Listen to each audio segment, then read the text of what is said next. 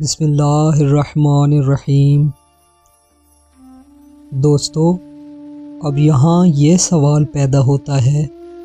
کہ پاک خاندان علیہ الصلاۃ والسلام کا عزاداری کے قیام و رواج کا کیا مقصد تھا؟ جب سے پاک خاندان علیہ الصلاۃ والسلام نے بشریت کے اذیتناک لباس کو پسند فرمایا ہے، تب سے ظالم مخلوق نے انہیں ہدف ظلم و ستم بنایا ہوا ہے۔ یہ علیحدہ بات ہے کہ ظلم کے لیبل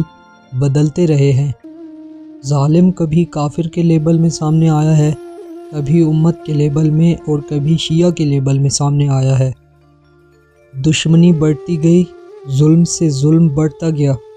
ماضی کے دشمن جان و مال و اقتدار کے دشمن تھے، اس دور کے یزید ملعون ناموس سادات کے دشمن ہیں۔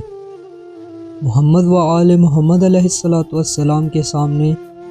یہ بات تھی کہ ایک طرف ظلم تھا تو اس میں اضافہ ہونا تھا، تو دوسری طرف اس دنیا کی محدودیت انتقام کے لیے ناکافی تھی۔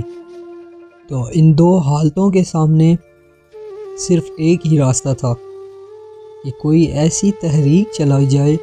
کہ جس سے منتقم آل محمد عجل اللہ فرج الشریف کے لیے راہ ہموار کی جائے، اور مومنین میں کسی ایسی چیز کو رواج دیا جائے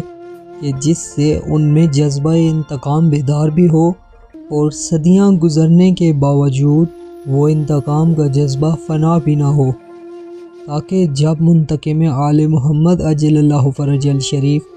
دنیا میں تشریف لائیں اور یا لسارات الحسین علیہ الصلاۃ والسلام کا نعرہ بلند فرمائیں تو انہیں کچھ ناصرین مل جائیں۔ کئی لوگ ایسے ہوں جو انہیں لبیک کہہ سکیں۔ ان صدیوں کے دوران ایک ایک دو دو کر کے ان کے اتنے ناصر پیدا ہو جائیں کہ انہیں شہنشاہ کربلا علیہ الصلاۃ والسلام کی طرح قلت ناصرین کا سامنا نہ کرنا پڑے، بلکہ جب بھی وہ اپنے انصار کو بلائیں تو روئے زمین پر موجود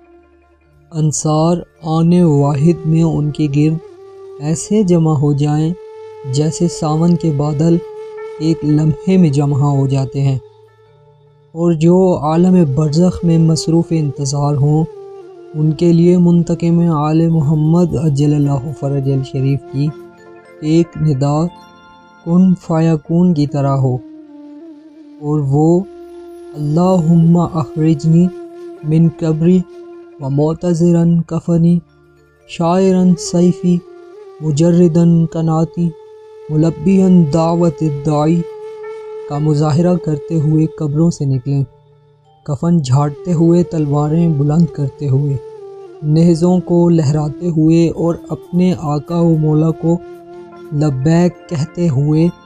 دشت و صحرا میں ان کی طرف دوڑ رہے ہوں۔ اس لیے فرمایا گیا ہے کہ جو لوگ امام المنتقم عجل اللہ فرج الشریف کی نصرت کی تمنا رکھتے ہوں گے،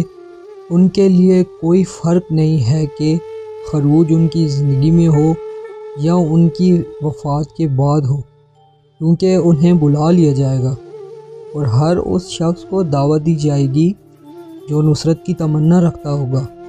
یا دعائے عہد کو روزانہ پڑھتا ہوگا، یا دیگر اعمال انتظار میں مصروف رہا ہوگا۔ اس کی وجہ یہی ہے کہ عادل حقیقی کے لیے موت و حیات پر قادر ہونا لازم ہے، ورنہ اس کے عدل سے ماضی کے مجرمین بچ نکلیں گے، اور ماضی کے انصار ان کی نصرت سے محروم رہ جائیں گے، اور یہ دونوں چیزیں